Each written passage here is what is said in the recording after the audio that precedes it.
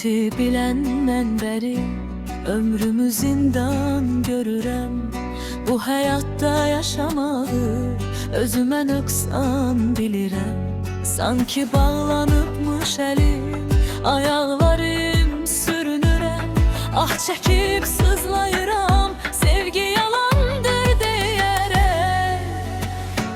Bir gerçek dediğimiz şekilleri saxlayaram. Yenə xatırlayıram, ağrısına baxmayaram. Elə bil gözümdədir yaş, mən içimdən ağlayaram. Həsrətim artır ona, sevgim yalandır deyərək.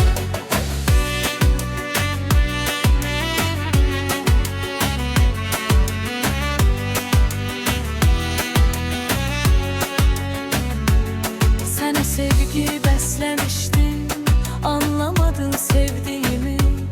Çox gözəllər içərisin, bircə səni seçdiyimi. Axı hardan biləsən həsrət mi dər çəkdiyimi. Sevgiyə yoxdur